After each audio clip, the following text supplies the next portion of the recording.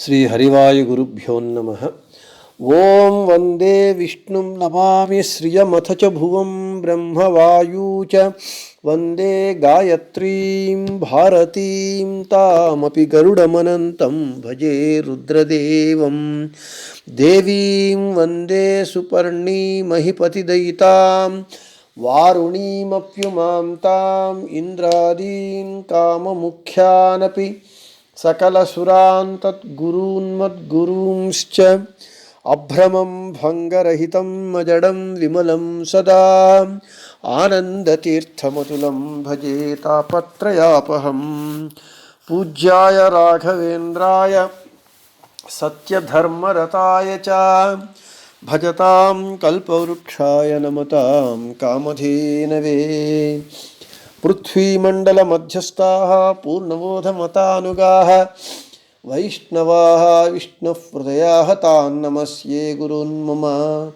आपादमौलिपर्यन्तं गुरूणामाकृतिं स्मरेत् तेन विघ्नाः प्रणश्यन्ति सिद्ध्यन्ति च मनोरथाः।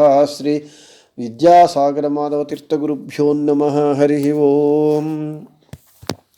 श्री पूर्णबोधगुरुतीर्थपयोब्धिपारा कामारिमाक्ष विषमाक्ष शिरस्पृशन्ति पूर्वोत्तरामिततरङ्गचरत्सुहंसा देवालिसेवितपराङ्घ्रिपयोजलग्ना जीवेशभेदगुणपूर्तिजगत्सु सत्त्वनीचोच्चभावमुखनक्रगणैः समेता दुर्वाद्यजापतिकिलैर्गुरुराघवेन्द्रवाग्देवता सरिदमुं विमलीकरोतु। రాఘవేంద్ర స్వాముల వారి స్తోత్ర పాఠమునందు నిన్నటి రోజున సంతాన సంపత్ పరిశుద్ధ భక్తి విజ్ఞాన వాగ్దేహ సుపాఠవాదీన్ దత్వా శరీరోత్థ సమస్త దోషాన్ హత్వా సనోవ్యాద్గురు రాఘవేంద్ర అనేటటువంటి శ్లోకాన్ని చెప్పుకున్నాం. ఈరోజు 8వ శ్లోకం. యత్పాదోదక సంచయ సురనదీ ముఖ్యాపగాసాదితా సంఖ్యానుత్తమ పుణ్యసంఘ విలసత్ ప్రఖ్యాత పుణ్యావహ దుస్తాపత్రయనాశనో భువి మహావంద్య సుపుత్ర ప్రదో వ్యంగస్వంగ సంబుద్ధిదోగ్రహ మహాపాపాపహస్తం శ్రయే. ఇది పదచ్ఛేదం. యత్పాదోదక సంచయ సురనదీ ముఖ్యాపగాసాదితా సంఖ్యానుత్తమ పుణ్యసంఘ విలసత్ ప్రఖ్యాత పుణ్యావహ దుస్తాపత్రయనాశనః భువి మహావంద్య సుపుత్రప్రదః వ్యంగస్వంగ సమృద్ధిదః గ్రహ మహాపాపాపహః తం శ్రయే. ఈ పెద్ద పెద్ద పదాలను మళ్ళీ చిన్న పదాలుగా పదచ్ఛేదం చేసుకొని ప్రతిపదార్థాన్ని చూద్దాం. యత్పాదోదక సంచయ. యత్ పాదోదక సంచయ. యత్ ఏ గురుసార్వభౌముల పాదోదక అంటే వారి పాదములను కడిగినటువంటి నీళ్లు. సంచయ ఆ నీటి సమూహము. ఏ గురు రాఘవేంద్ర తీర్థుల పాదములను కడిగినటువంటి నీటి సమూహము సురనదీ ముఖ్యాపగాసాదితా సంఖ్యానుత్తమ పుణ్య సంఘ విలసత్ ప్రఖ్యాత పుణ్యావహ. దీనిని పదచ్ఛేదం చేస్తే సురనదీ ముఖ్య అపగా ఆసాదిత అనుత్తమ సంఘ విలసత్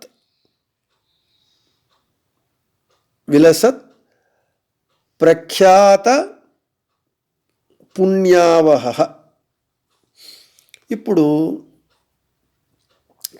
ప్రతిపదార్థం చూస్తే సురనది దేవనది అయినటువంటి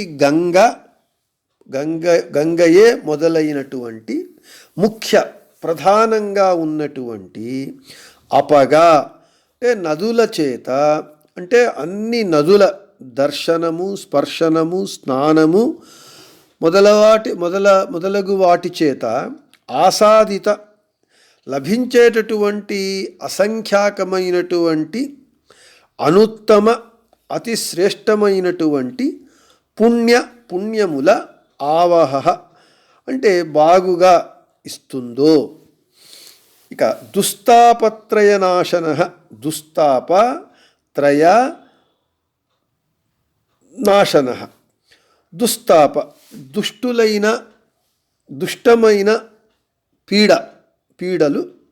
పీడల యొక్క త్రయ మూడింటి పీడలు, తాపములు, ఆధ్యాత్మిక తాపము, ఆది భౌతిక తాపము, ఆది దైవిక తాపము. నాశము చేస్తుందో. వ్యంగస్వంగ సమృద్ధిద,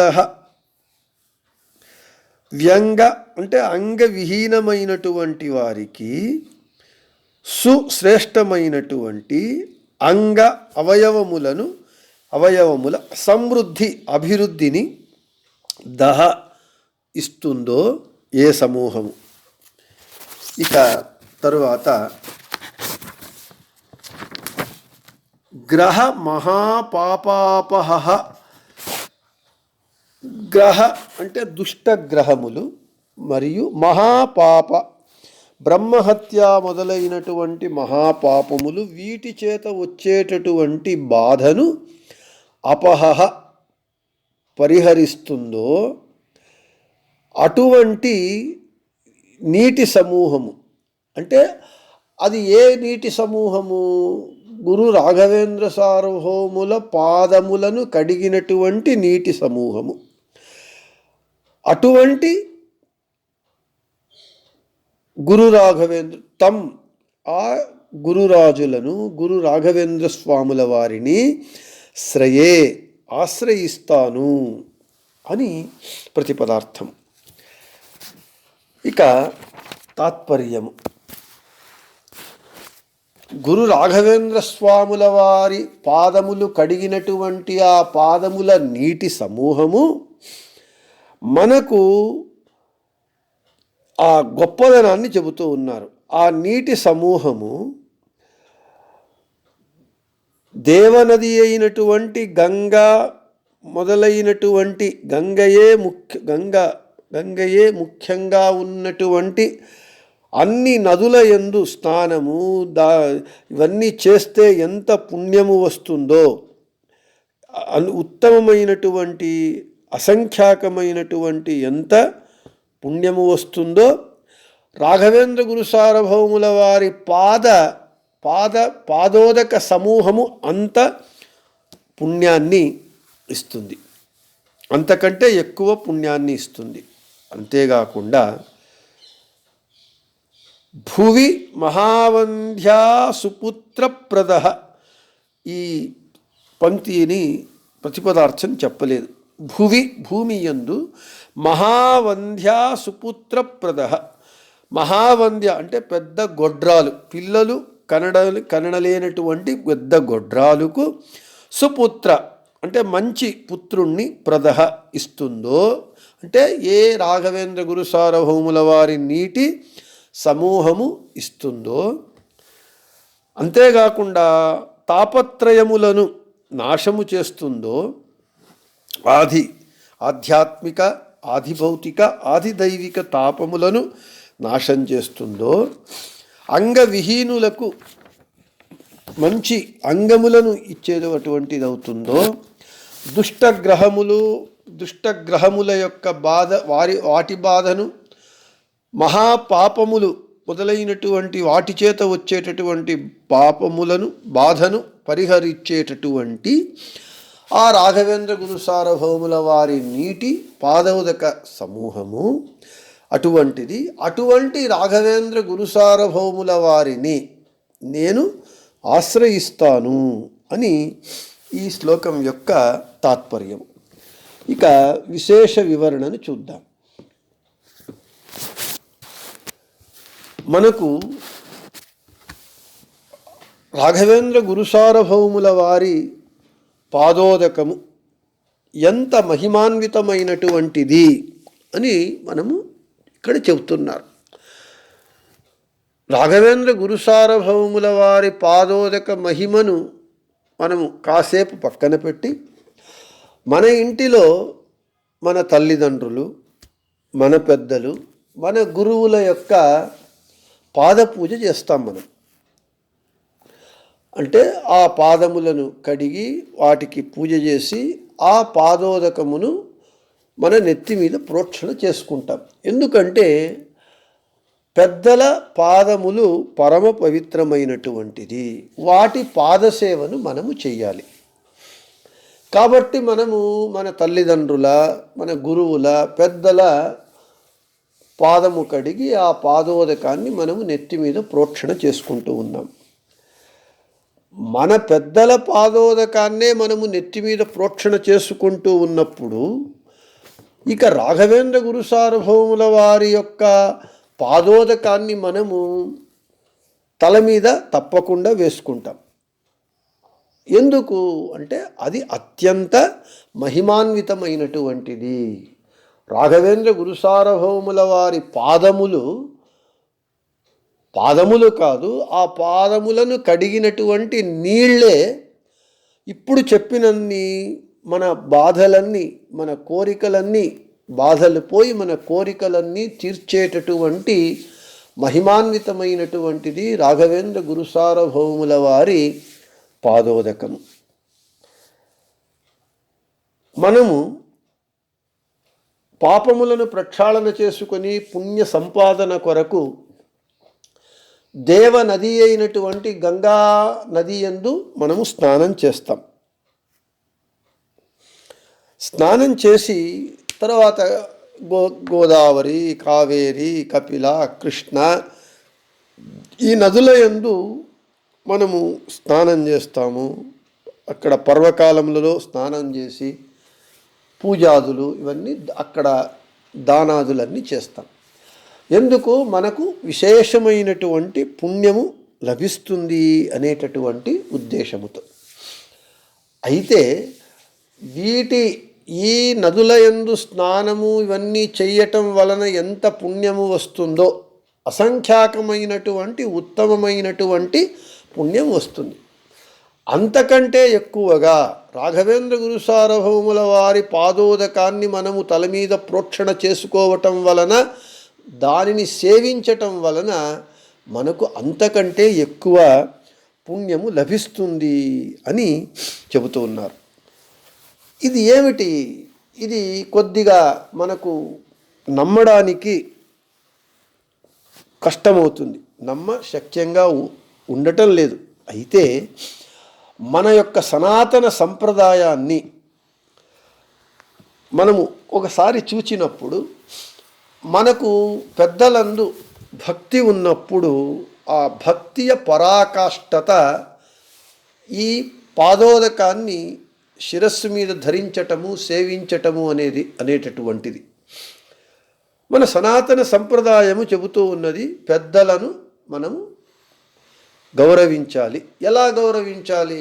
వారి పాదములకు నమస్కరించి సేవించి గౌరవించాలి. అందుకే దాసులందరూ ఏమన్నారు? బిడనో నిన్నంఘ్రియ శ్రీనివాస, నిన్నవ శ్రీనివాస, దుడిసికొళ్లలో శ్రీనివాస. భగవంతుణ్ణి కూడా మనము భగవంతుని పాదములనే పట్టాలి కానీ శిరస్సును కాదు.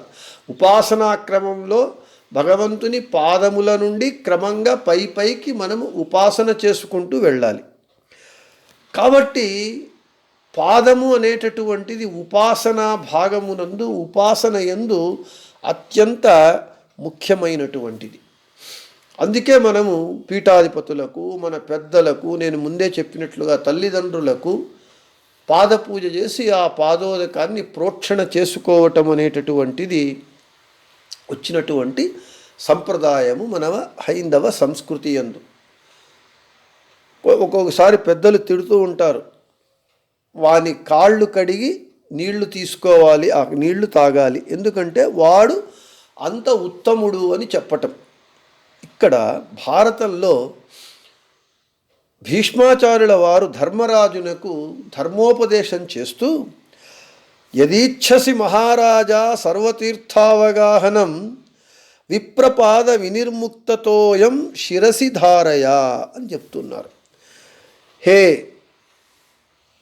రాజా, ధర్మరాజుకు భీష్మాచార్యుల వారు చెబుతూ ఉన్నారు, నీవు ఒకవేళ ఈ భూమండలమునందు ఉన్నటువంటి సర్వతీర్థములందు నదులందు వీటి యందు అవగాహన స్నానము చెయ్యాలని నీవు ఇచ్చిస్తే, అవగాహన స్నానం అంటే మునిగి స్నానం చెయ్యటం, అలా నీవు ఈ భూమండలమునందున్నటువంటి సర్వతీర్థములందు అవగాహన స్నానము చెయ్యాలి అని నీవు అభిలషిస్తే, ఈ భూమండలంలో ఉన్నటువంటి అన్ని తీర్థాలకు వెళ్ళి చెయ్యటం అనేటటువంటిది సామాన్య మనుష్యులకు మనకు అసాధ్యమైనటువంటిది.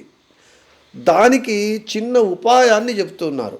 విప్రపాద వినిర్ముక్తతోయం శిరసి ధారయ. బ్రాహ్మణుల పాదములను కడిగి ఆ బ్రాహ్మణుల పాదోదకాన్ని శిరస్సునందు ధరిస్తే సమస్త భూమండలమునందున్నటువంటి సర్వతీర్థముల తీర్థములందు అవగాహన స్నానము చేసిన పుణ్యము లభిస్తుంది అని మనకు ధర్మరాజుకు భీష్మాచార్యుల వారు భారతంలో చెప్పారు. మొత్తానికి పాద ప్రక్షాళన, పాదపూజ, పాదోదకము పెద్దవారిది శిరస్సునందు ధరించటము, సేవించటము అనేటటువంటిది మన సనాతన ధర్మం.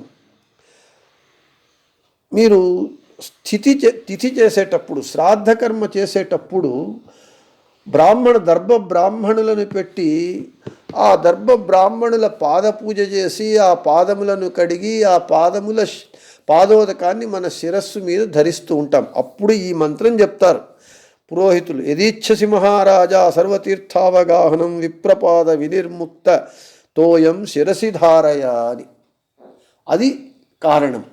కాబట్టి బ్రాహ్మణుల పాదపూజ, ఇంకా భగవంతుడే చెబుతూ ఉన్నాడు, మంత్రాధీనంతు దైవతం తన్మంత్రం బ్రాహ్మణాధీనం బ్రాహ్మణో మమ దేవత అని భగవంతుడే చెబుతూ ఉన్నాడు.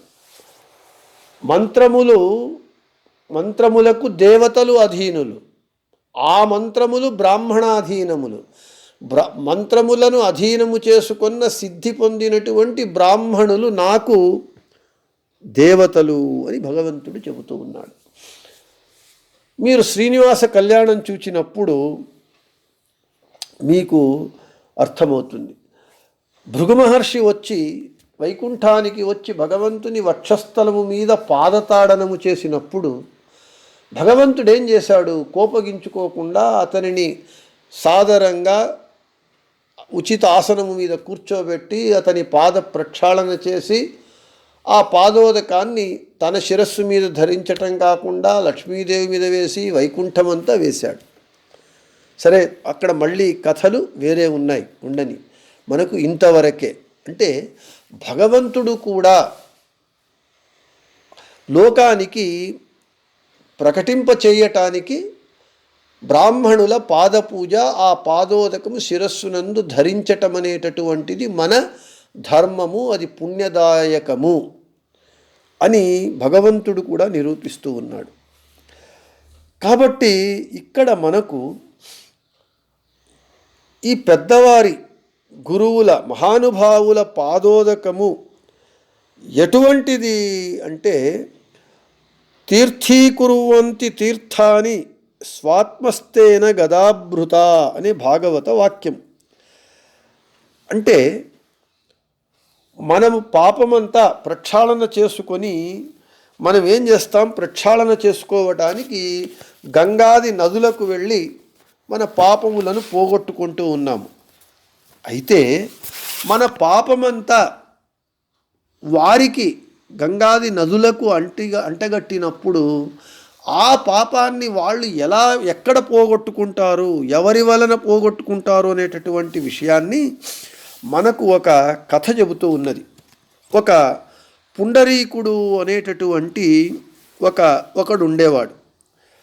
అతను కాశీయాత్రకు వెళ్ళాలి అని భార్యతో సహా వెళ్ళాడు, అన్ని అనుకూలాలు వసతులు చేసుకొని.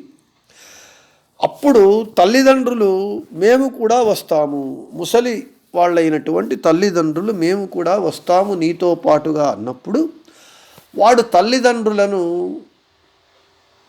పరిగణించకుండా వారిని కూడా తీసుకువెళ్ళాలి అనేటటువంటి సంస్కారము లేకుండా వాడేం చేశాడు, తల్లిదండ్రులను వదిలివేసి తన భార్యతో అతను యాత్రకు వెళ్ళిపోయాడు.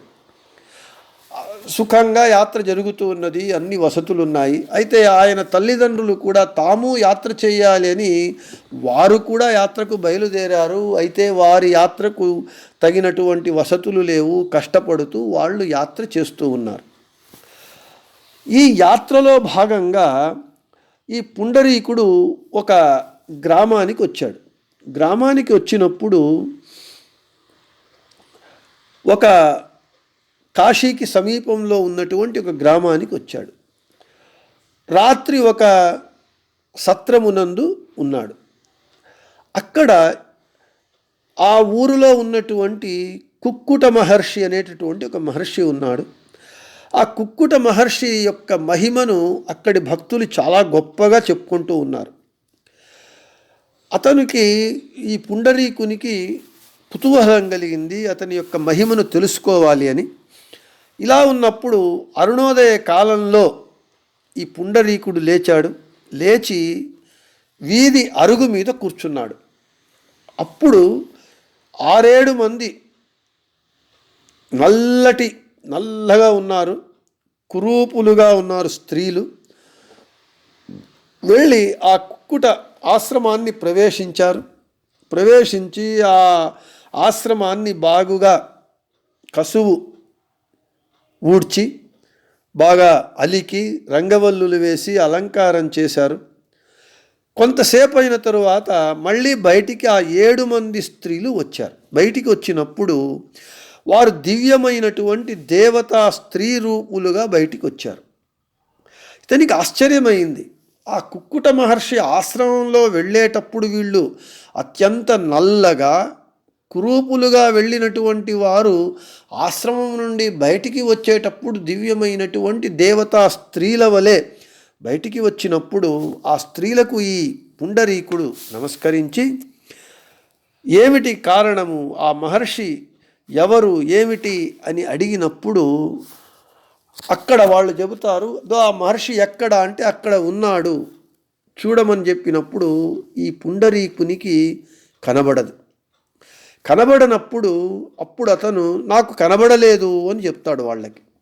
అప్పుడు ఆ స్త్రీలు అంటారట, దేవతా స్త్రీలు, హే పుండరీక, అతను కుక్కుట మహర్షి తల్లిదండ్రుల సేవను చేస్తూ ఉన్నాడు. నీవు పరమ పాపివి, మాతాపితృలను వదిలి నీవు సుఖంగా యాత్రను చేస్తూ ఉన్నారు, వాళ్ళు అత్యంత కష్టపడుతూ ఉన్నారు. అంటే నీవు తల్లిదండ్రులను తిరస్కరించి వారి బాగోగులను యోగక్షేమములను చూసుకోకుండా ఉండటం అనేటటువంటి మహాపాపాన్ని చేశావు. చివరికి నీతో మేము మాట్లాడినా మాకు కూడా పాపము వచ్చేటటువంటి మహాపాపాన్ని నీవు చేశావు. ఎందుకంటే మాతృదేవో భవ పితృదేవో భవ అని వేదములు చెబుతూ ఉన్నవి. దానిని నీవు విస్మరించి నీవు ఎంత కాశీయాత్ర ఏ యాత్ర చేసినా నీకు ఫలితం లేదు. కాబట్టి నీకు అతను కనబడటం లేదు అన్నప్పుడు అప్పుడు పుండరీకుడు అంటారు, అమ్మా తల్లులారా, మీరు ఎవరు? దేవతా స్త్రీల వలె ఉంటూ ఉన్నారు. మీరు వచ్చి ఈ కుక్కుట మహర్షి ఆశ్రమాన్ని ఎందుకు శుభ్రం చేశారు అని అడిగినప్పుడు అప్పుడు ఆ దేవతా స్త్రీలు అతని మీద కరుణతో చెబుతున్నారు, మేము గంగా గోదావరి మొదలైనటువంటి 7 గంగలము. పాపులందరూ వచ్చి మాలో స్నానం చేసి వాళ్ళ పాపాన్ని మాకు అంటించి పెడతారు. ఆ పాపమే మాకు నల్లగా అంటుకుంటుంది. ఆ పాపాన్ని మనము పోగొట్టుకోవడానికి తల్లిదండ్రుల సేవా నిరతుడైనటువంటి ఈ మహానుభావుని సేవ చేసి పాపులు మాకంటించినటువంటి మలికిని మురికిని పాపాన్ని మేము పోగొట్టుకొని వెళుతూ ఉన్నాము. అందుకే మేము వచ్చేటప్పుడు నల్లగా కురూపులుగా వస్తాము. ఆ మహానుభావుని తల్లిదండ్రుల సేవను చేసేటటువంటి ఆ కుక్కుట మహర్షి సేవను చేసి మేము బయటికి వెళ్ళేటప్పుడు మళ్ళీ మా నిజస్వరూపం మాకు వస్తుంది. ఇదంతా ఆ కుక్కుట మహర్షికి తల్లిదండ్రుల సేవ చేయటం వలనే వచ్చింది అని చెప్పినప్పుడు అప్పుడు అతనికి అర్థమవుతుంది తాను ఎంతటి పాపమును చేశాను అనేటటువంటి అతనికి అర్థమవుతుంది. వెంటనే అతడు కూడా తన తల్లిదండ్రుల సేవను చేస్తూ ఉంటాడు. సేవను చేసి అదే మనకు వారి తల్లిదండ్రుల సేవను చేస్తూ ఉన్నప్పుడు భగవంతుడు పుండరీకుడుగా వస్తాడు. వచ్చినప్పుడు పుండరీకునికి ఈ పుండరీకుడు ఆ పాండురంగ విఠలునికి అతడు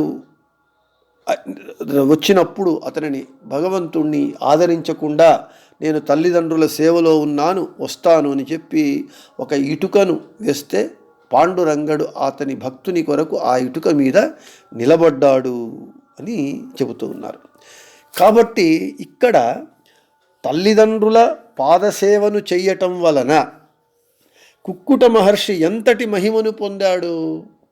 అతనిని చూసి పుండరీకుడు తన తప్పు తెలుసుకొని తల్లిదండ్రుల సేవను చేసి భగవంతుని దర్శనాన్ని పొందాడు. అంటే ఇక్కడ మొత్తానికి మనము పెద్దల భగవంతుని పాదపూజ, వారి యొక్క పాద ప్రక్షాళనము చేసినటువంటి ఆ పాదోదకము మనకు అత్యంత మహిమాన్వితమైనటువంటిది. తీర్థీకురువంతు తీర్థాని స్వాత్మస్తేన గదాభృత. ఈ తీర్థములు నదులన్నీ మనలను పునీతులను చేస్తే ఆ నదులు తాము అంటించుకున్న పాపుల నుండి అంటించుకున్నటువంటి పాపములను పోగొట్టుకోవటానికి ఆ తీర్థములన్నీ ఇటువంటి గొప్ప మహాభక్తుల వద్దకు వెళ్ళి వారు పునీతులనవుతారు. తీర్థములనే పునీతులుగా చేసేటటువంటి మహానుభావులు వీళ్ళు. అదేవిధంగా గురు రాఘవేంద్ర సార్వభౌములు కూడా వారికి అంతటి మహిమ ఉన్నది. ఎందుకయ్యా అనంటే రాఘవేంద్ర గురు సార్వభౌముల వారు తమ హృదయ కమలమునందు సదా భగవంతుణ్ణి ధ్యానిస్తూ ఉంటారు. పరమ భగవద్భక్తులు. భక్త ప్రహ్లాదుడి అవతారమే శ్రీ రాఘవేంద్ర గురు సార్వభౌముల వారు. కాబట్టి ఎప్పుడూ సదా భగవంతుని స్మరించేటటువంటి భక్తుల దేహ సంపర్కముతో, దేహ స్పర్శతో గంగాది పుణ్య నదులు కూడా పావనమవుతాయి. కాబట్టి మన గురు రాఘవేంద్ర సార్వభౌములు కూడా అత్యంత పరమ భగవద్భక్తులు. ఎప్పుడూ తమ హృదయ కమలమునందు తమ ఉపాస్యమూర్తి రామచంద్రుని ధ్యానిస్తూ ఉంటారు. హయగ్రీవ రూపి భగవంతుణ్ణి జపిస్తూ ఉంటారు. అటువంటి గురు రాఘవేంద్రుల పాదోదకము అత్యంత మహిమాన్వితమైనటువంటిది. కాబట్టి అటువంటి రాఘవేంద్ర గురు సార్వభౌముల పాదోదకాన్ని మన శిరస్సునందు మనము ధరిస్తే మన పాపములన్నీ పరిహారమవుతాయి. అందుకే రాఘవేంద్ర స్వాముల వారి మఠములందు మనము వారి పాదుకలను పెట్టి ఆ పాదుకా పూజ చేసి ఆ పాదోదకాన్ని నెత్తి మీద వేసుకోవడమే కాకుండా ఆ పాదోదకాన్ని మనము సేవిస్తూ ఉంటాం. ఎందుకంటే మనము మొదట పునీతులు కావాలి. ఆ రాఘవేంద్ర గురుసార్వభౌముల వారి పాదోదక మహిమ చేత మనము పునీతులమై మనయందు సద్భక్తి, మంచి సద్గుణములు వచ్చి మనము కూడా భగవద్భక్తులుగా కావడానికి రాఘవేంద్ర గురు సార్వభౌముల వారి పాదోదకము మనము స్వీకరించాలి, శిరస్సున ధరించాలి. ఇది రాఘవేంద్ర గురు సార్వభౌముల వారి పాదోదకము యొక్క మహిమ.